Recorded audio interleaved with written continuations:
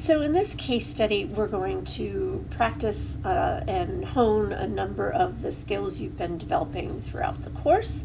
Namely, we're going to be writing chemical formulas for ionic compounds. We're going to be from chemical names. We're going to be making some inferences from data that we're presented with. You're going to be predicting what the potential products of a chemical reaction are. You are going to be practicing solubility, or determining whether a compound is soluble or not. And then you're going to be writing a net ionic equation, and you're going to have to balance an equation. So this is a good way to review a whole bunch of those things.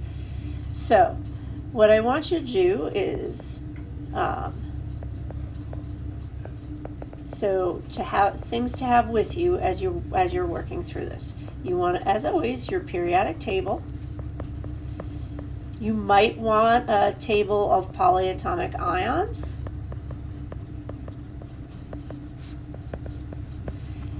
You will want your solubility table.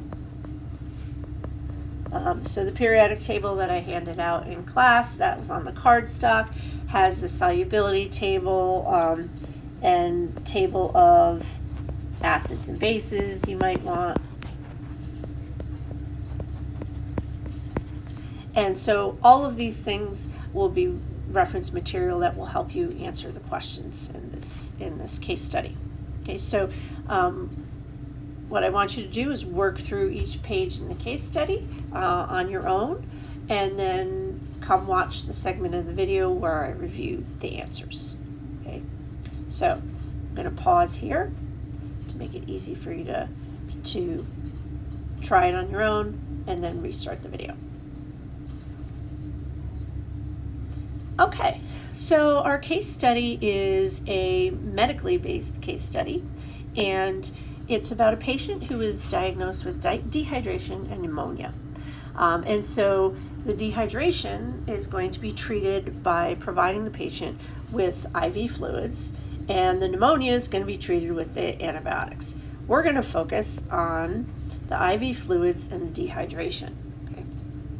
So the patient has blood drawn, and the blood test indicates the following levels. Okay, so there are a number of different electrolytes. So these are ions dissolved, in the blood, and these are the patient results are in the first column, and then the normal range for a healthy individual is in the right.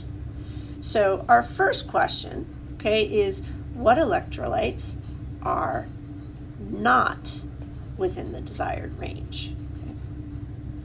So the ones that are not within the desired range here, okay, if we look, bicarbonate, 25 falls between 22 to 29, so that our first line is good, but chloride is low, right, as is potassium is below the range. The phosphorus is also low, as is the sodium.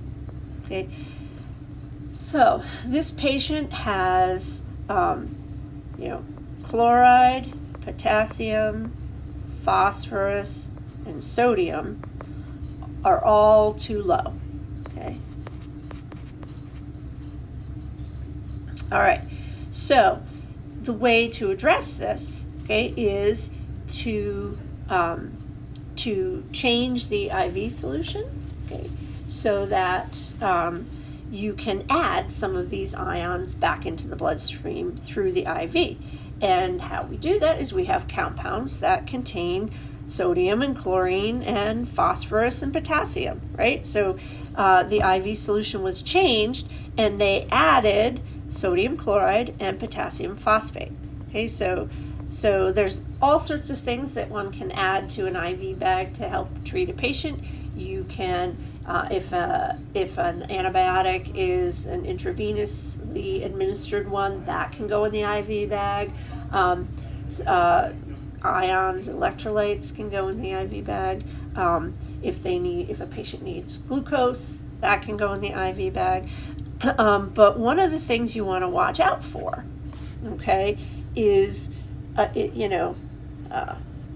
is whether, or we need to watch out for, undesired interactions between components of the IV bag.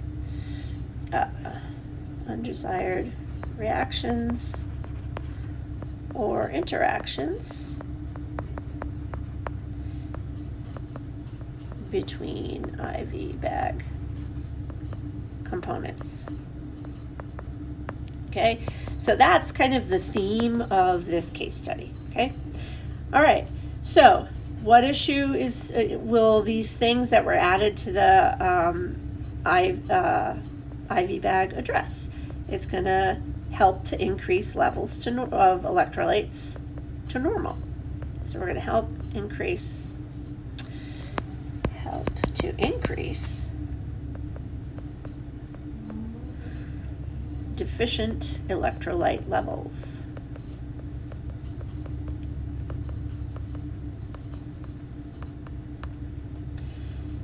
Okay, so that's the beginning of of our case study. So let's see what happened to the patient, okay, as a result of adding sodium chloride and potassium phosphate to the IV solution. Did things improve? Okay, so the next part, after 24 hours, we did another blood draw and tested the patient again, and the new electrolyte levels were as follows. Okay, so let's look at what happened. Okay, so if we look at bicarbonate, that is okay, it's within range. Okay, now there's a new thing in our list. Okay, and that is calcium, and this is low, and so our new deficiency is the calcium. Okay, all right, and let's look at what happened to the things that were previously out of whack. Well, it looks like, okay, that we still have low chloride, low potassium, low phosphorus, and low sodium, but when we compare them to previous, let's look at just the sodium. 129, we were at 124 before. The phosphorus was at 1.5, it's at 1.6 now. So they're still low, okay, but they have moved closer to normal levels. Okay,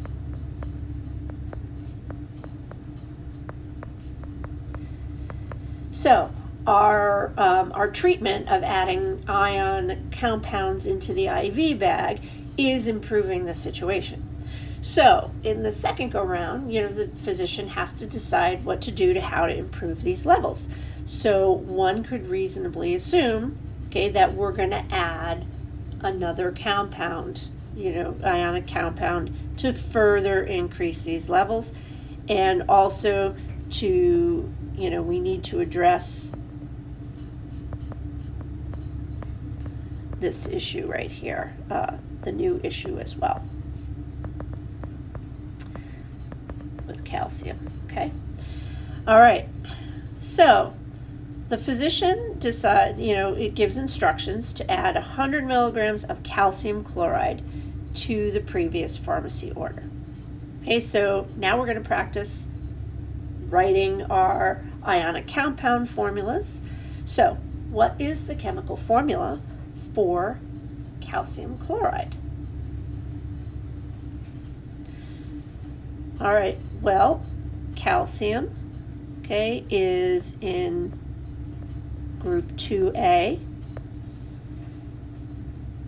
Chlorine is in group 7, right? So group 2A is going to form a +2 ion, right? And chlorine is going to form a -1 ion. So we will need 2 of the chlorines to balance the charge of the calcium. So calcium chloride is CaCl2 is the chemical formula for that. Okay. And why was it added? Again, to help increase both the calcium and the chloride levels, because both are too low. Levels of calcium and chlorine. Because again, both of them are too low, and so we can address their deficiency by adding 1 ionic compound.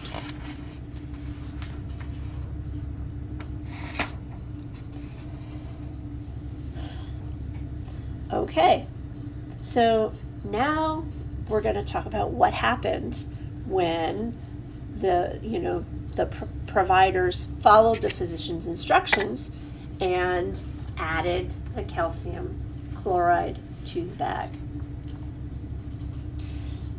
So look at these questions and think about, what appears to have happened.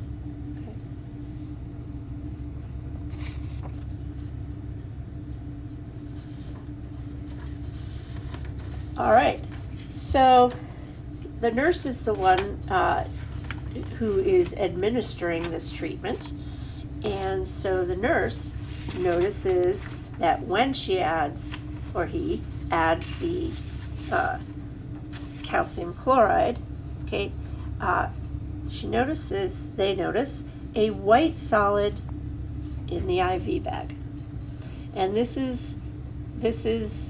emphasizes the importance of everyone in the healthcare provider chain being on their game and paying attention to what's going on, because on any given day anyone can make a mistake, and so having multiple people observing what's going on and noticing if something seems to be amiss can help avoid negative consequences.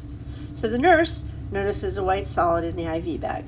So what does the appearance of the solid indicate from a chemical perspective? So for us, when we see the appearance of a solid, we think a precipitation reaction has occurred.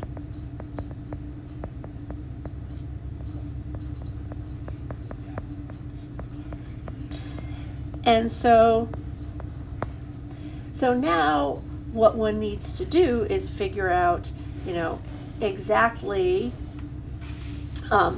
what that precipitate could be. Okay, so we're going to spend the next part of the case study looking at a bunch of ionic compounds, figuring out whether they're soluble or not, what their formulas are. And so we're gonna do a little detour into that. Okay, so just to remind you, up to this point, okay, things that have been added to the IV bag. Okay. All right. So remember the primary, or the first things that were added, were sodium chloride and potassium phosphate. Phosphate is one of our -3 ions, okay? And so we need a +3 to balance it. Whoops. Potassium is a +1 forming ion, so that's going to be K3PO4 that was added, okay? And then the previous slide, we figured out that calcium chloride is CaCl2.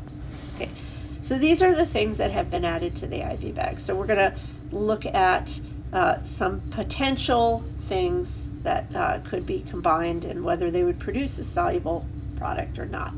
Okay, all right. So here we're going to use our solubility rules and our solubility table. Okay, so we're going to start by assuming both compounds are aqueous. Okay. Then you're going to predict products and then determine if one of them is insoluble. Insoluble and would precipitate. All right, so for each one of these, we're going to have to write the formulas, and again, of the potential products. Okay, so all right, so sodium, again, we're going to be swapping partners. So sodium is going to swap for the ammonium, because you always write the cation first in the ionic compound names. Okay, and then the phosphate and the chloride are going to swap. Okay, so our potential products are sodium chloride and ammonium phosphate.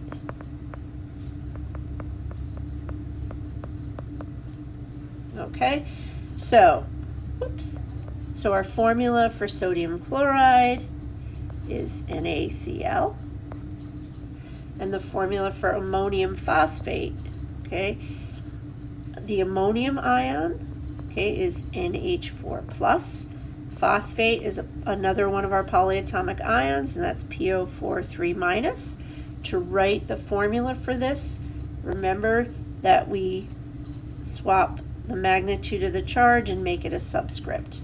Okay, so the formula for this is going to be NH4 3 and then PO4. Okay, so that is our formula for the first potential product. Okay. All right, so let's look at our solubility table to see if sodium chloride and ammonium phosphate are soluble. So, sodium chloride, all sodium compounds are soluble, no exceptions. So that one is soluble. Ammonium is also soluble. All ammonium salts are soluble. And also, if we look at our phosphate salts, it says they're insoluble except when they're combined with ammonium. So in this case, everything remains soluble. Okay, so this would stay aqueous, this would stay aqueous. So what this analysis tells us is that we would get no precipitate if these things were mixed together in the bag. Everything would remain soluble. And so what you'd really have is you'd just have sodium ions, ammonium ions, phosphate ions, and chloride ions all just floating around with water molecules surrounding them.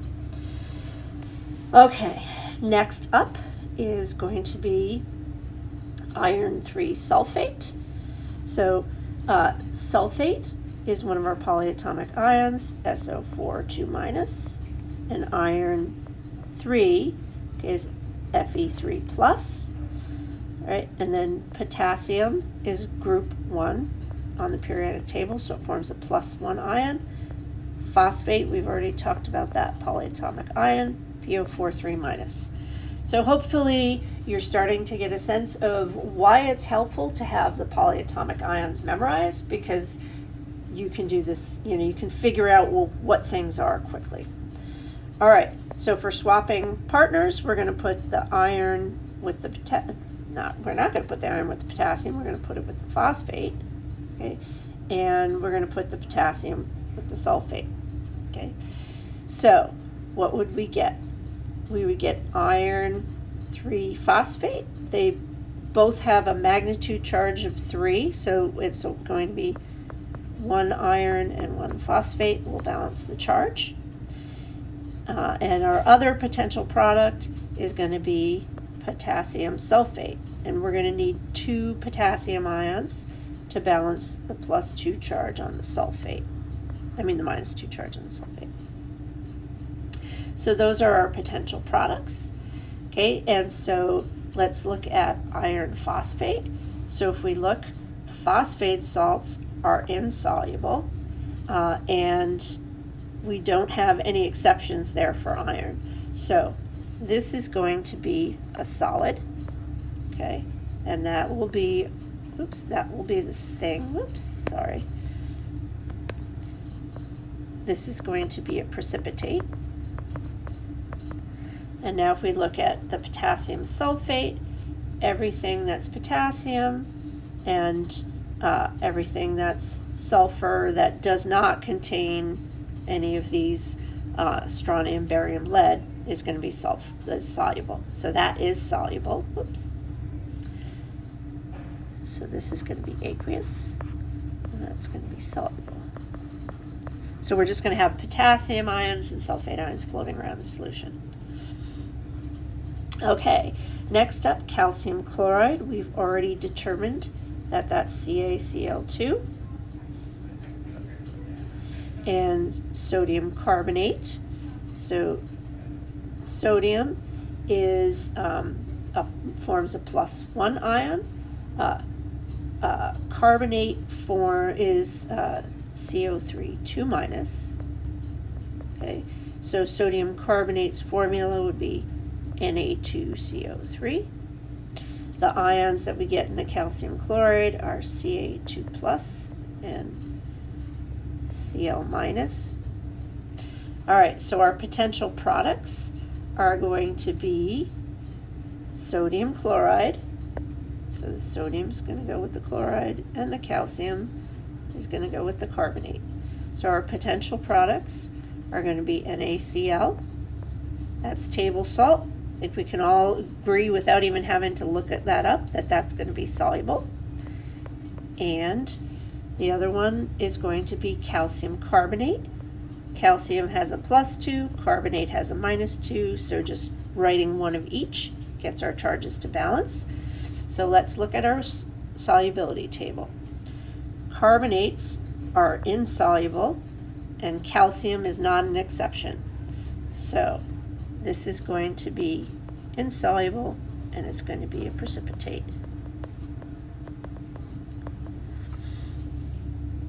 All right, next up, calcium chloride and potassium phosphate.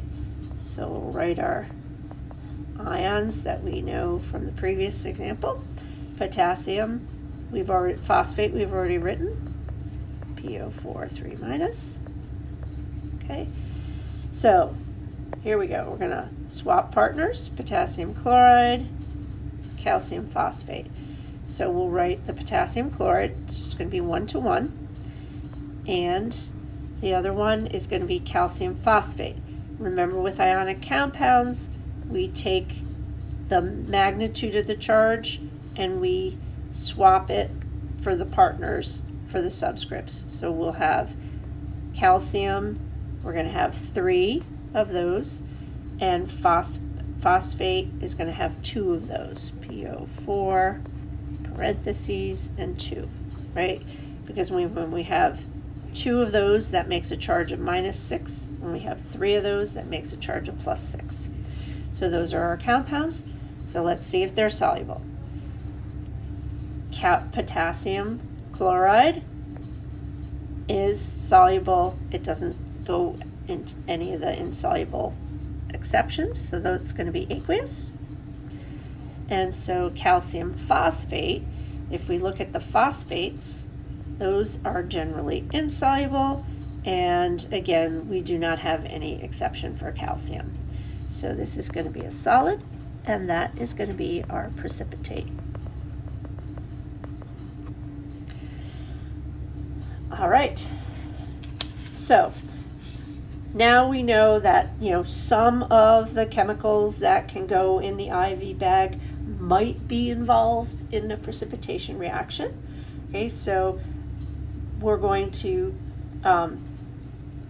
first look at a list of compounds, okay, and determine, again, their chemical formulas and whether they are ionic or covalent. And that's going to tell us enable us to determine, what they are when they're in the IV bag. Okay. All right. So, dextrose. This is glucose. Okay, this is a sugar, and so the formula for that is C6H12O6. That would be one that you'd have to be given or looked up. The rest we should be able to figure out, and so that's going to give you a hint, okay, that this compound, okay, is a covalent compound. Okay. Now let's just look at everything else that's on the list. Okay. What are we looking for when we look for an ionic compound? We're looking for a metal and a non-metal element. So something from the left side of the periodic table and something from the right side of the periodic table combined into one compound. Okay.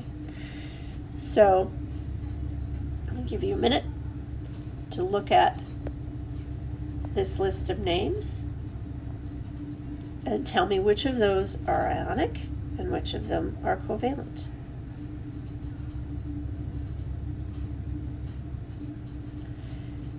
Okay.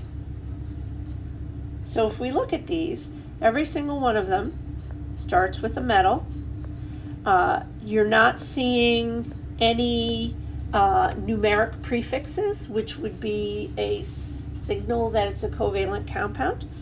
Every single one ends with either a halogen, something from the right side of the periodic table, a nonmetal, or something that we know is a polyatomic ion like phosphate or carbonate.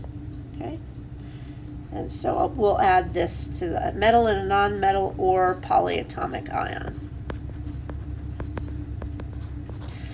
All right, so all of these are ionic. They are all ionic compounds. Okay. All right, so some of them we've already written the formulas for, so I'm just going to write those pretty quickly. So sodium chloride, NaCl, potassium phosphate. Okay, we already wrote that. So K3PO4. Calcium chloride, we already wrote that. CaCl2. All right, calcium phosphate. Okay, so phosphate, remember, is PO4 3-, and our carbonate is CO3 2-. All right, and calcium is in group 2. So our group 2 metals that are in this list are calcium 2+, and strontium. And then our group 1 metals, so it's 2A, 1A metals that are on this list are sodium and potassium. Okay? All right, so let's figure out these formulas. So calcium phosphate, so calcium is going to be a 2+, and phosphate is a 3-. So if we have calcium 2+ and phosphate 3-, we're going to take the 3, go down there, take the 2, go down there. So calcium 3, PO4 2. All right, strontium chloride. So we have strontium 2+, Cl-. So again, we're going to need 2 chlorines for every 1 strontium. So SrCl2. Now, strontium phosphate is a little bit different story, right? So we're going to have oops, that has an incorrect sign there. That should be 3-. So we're going to have 6 negative and 6 positive charges to balance. So this is going to be Sr3, PO4, 2.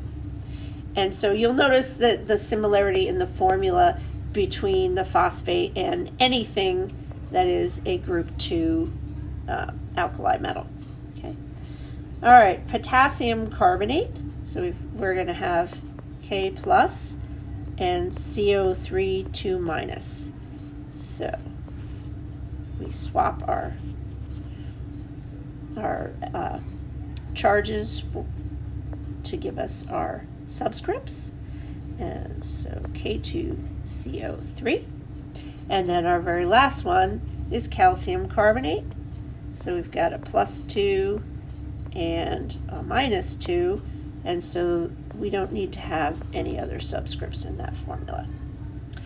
And those are all of the chemical formulas for all of these different components that can be in an IV solution, that can be in R. Okay, so we put calcium chloride in there, we put potassium phosphate and strontium phosphate, and so you probably don't usually think of elements like strontium, being involved in medical applications, but it's quite common. All right, so now if we look at the reactions, okay, that we examined before, and we looked to see what would produce precipitates. What we found is we found 3 things in these examples that made precipitates, right? And so one of them was calcium chloride and sodium carbonate. One was calcium chloride and potassium phosphate. Okay, so if we look at what's in our IV bag, okay, we have a couple of potential problems, right? We've got calcium chloride, we've got potassium phosphate, we have a carbonate in there, okay, but we don't have sodium carbonate, okay? So what we're going to do is we're going to look at a reaction, okay, between calcium chloride and potassium phosphate. So we've already determined, okay, that this makes an insoluble product, okay? So we've previously determined that this reacts to form an insoluble precipitate, right?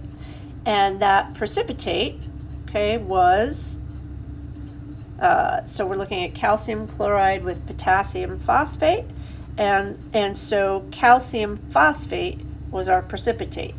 Okay, so we know which product is going to be soluble and which is going to be calcium phosphate is insoluble.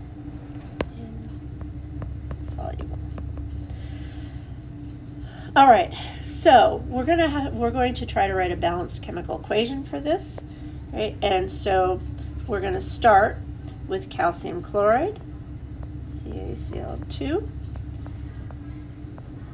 and potassium phosphate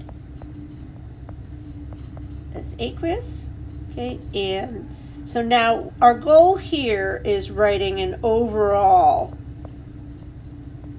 chemical equation. We're not talking ionic equations now, right?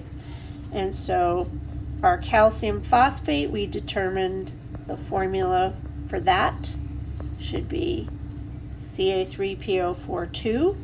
We've determined that that's going to be a solid, and the other product is going to be the aqueous potassium chloride. Okay.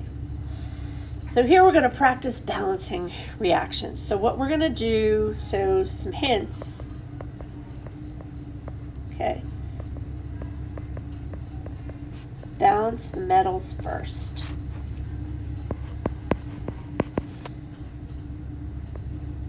Then non-metals. accept hydrogen and oxygen, but that does not apply in this case. Well, we do have an oxygen, okay? And then we would do hydrogen if we had it, then oxygen, okay?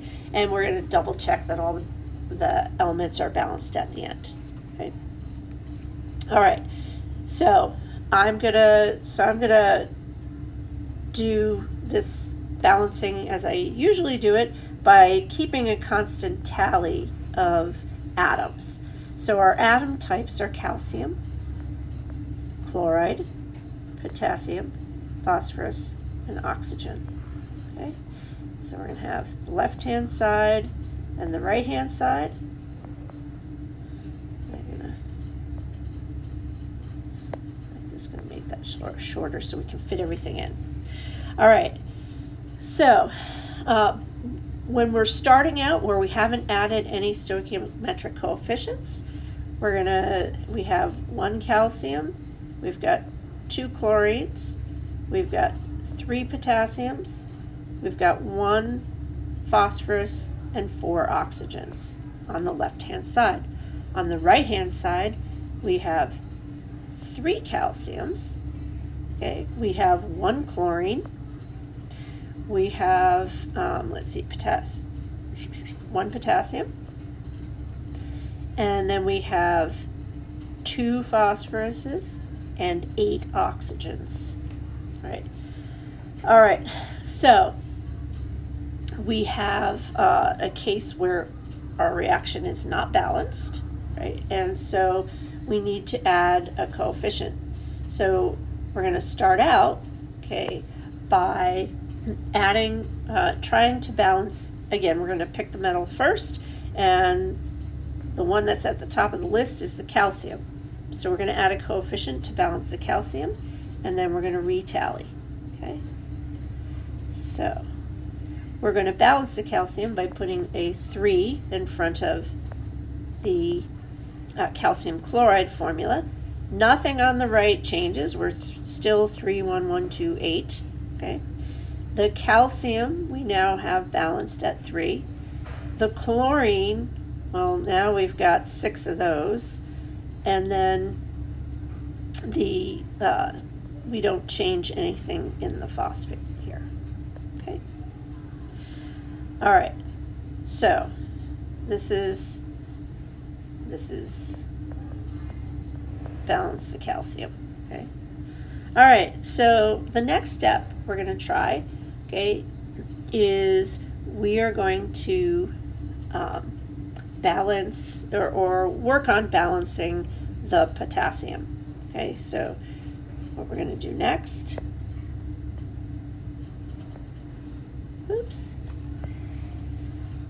is we're going to balance the potassium, okay, by adding a 3 in front of the potassium chloride, okay? But we'll see so we're not changing anything on the left. So we've got 3, 6, 3, 1, 4, right? So if we put a 3 in front of the potassium chloride, we still have 3 calciums on the right. We have 3 chlorines on the right now. We've got 3 potassiums, right? We have 2 phosphoruses and 8 oxygens. All right, so we balanced the potassium, but we still have some problems, right? So the next thing that we're going to do, okay, is we are going to try to balance our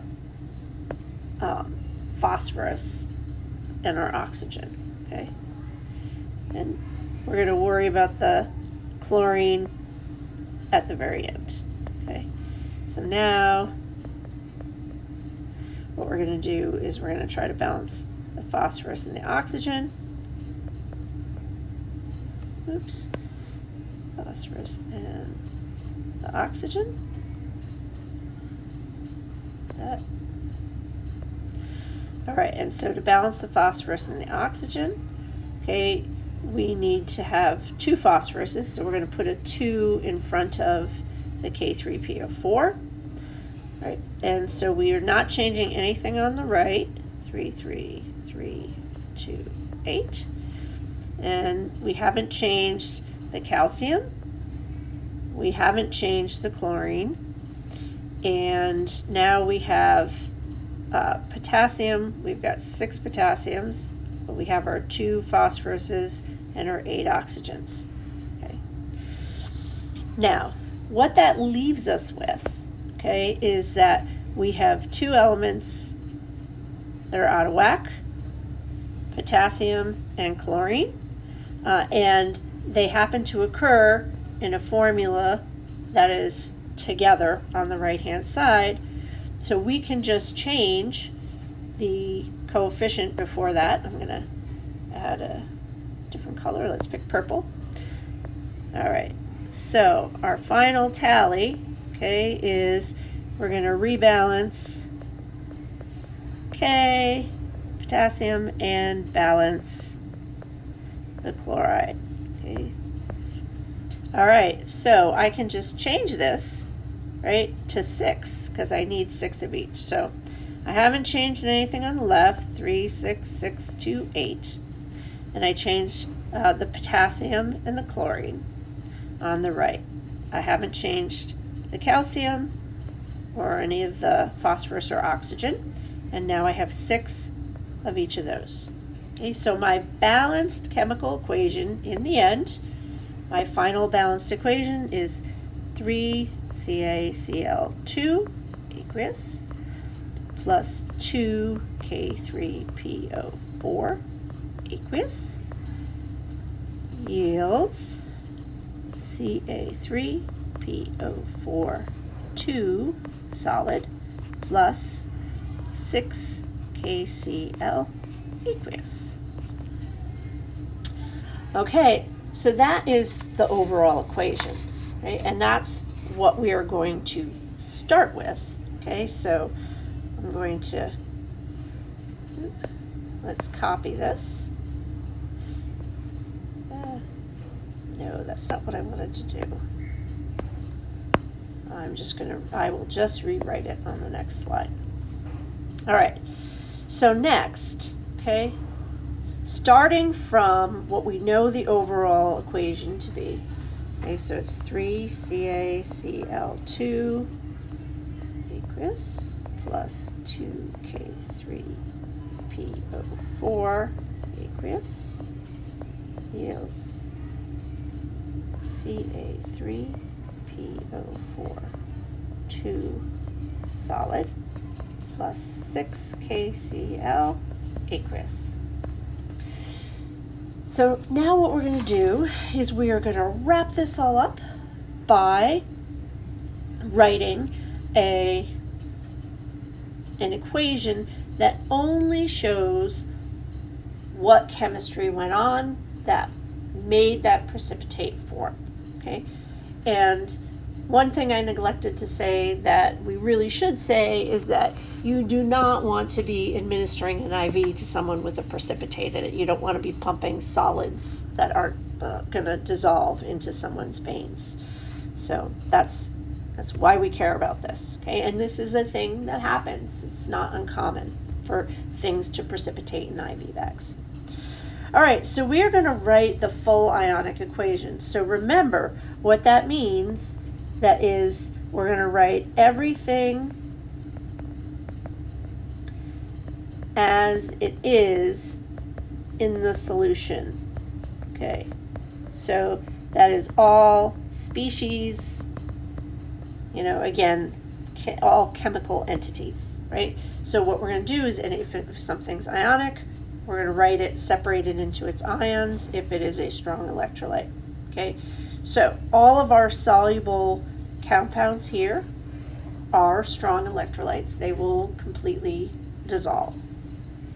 All right, so let's get started. Okay, so we're going to start by breaking up the calcium chloride. So we're going to have 3 calcium 2+ ions plus, we're going to have 3 times 2, 6 Cl minus ions, plus 6 potassium ions. I'm writing 1 plus, but you don't need the 1 there. Plus 2 PO4 3 minus ions. And that's going to make, okay, our insoluble product. Anything that is not soluble is not going to break up into its component ions, and so it is going to stay as a solid, and the chemical just gets written as the same. And then we have our 6 potassium ions and our 6 chloride ions.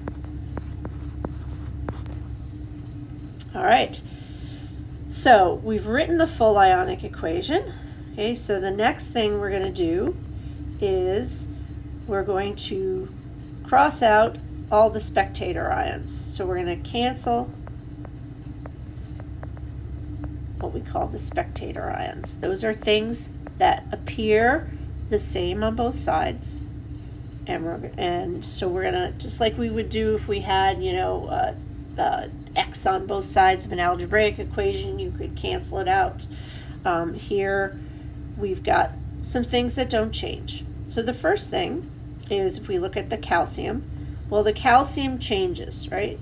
It's an ion over here on the left, and on the right it appears in a solid compound. So we're not going to cancel that. But if we look at the chloride, okay, the chloride on the left is the exact same form of chloride on the right. So that's the first of our spectator ions that we cancel. The next one is our potassium. That doesn't change through the course of the reaction, okay? But our calcium and our phosphate they change over the course of the reaction. Okay, so our net ionic equation for this is going to be what's left. So this is what is left after canceling spectator ions. Okay. All right, so what do we have left after canceling the spectator ions? We have 3Ca2 plus aqueous plus 2PO4 3 minus aqueous gives us Ca3PO4 2, and that's a solid. And so our net ionic equation is the thing that shows us just what chemistry happened. And so you can think of this, why would we care about writing a net ionic equation? Well, as long as we have calcium ions and phosphate ions floating around in our IV bag, they're going to combine to form this insoluble precipitate. Okay, so it doesn't matter whether it's in this case whether it came from calcium chloride or whether it came from calcium carbonate, say. Okay, if the calcium ions are there, okay, then it's calcium carbonate. Did I just say something that was insoluble? Let's see. Yeah, I did. Calcium carbonate's not soluble, but let's say calcium nitrate. Okay, as long as there's calcium there, we are going to get this precipitate. So you have to be careful about what you combine, so that you don't get unwanted reactions like this one. All right, so that's the end of the IV bag case study, and we will pick up in class on Friday with acids and bases.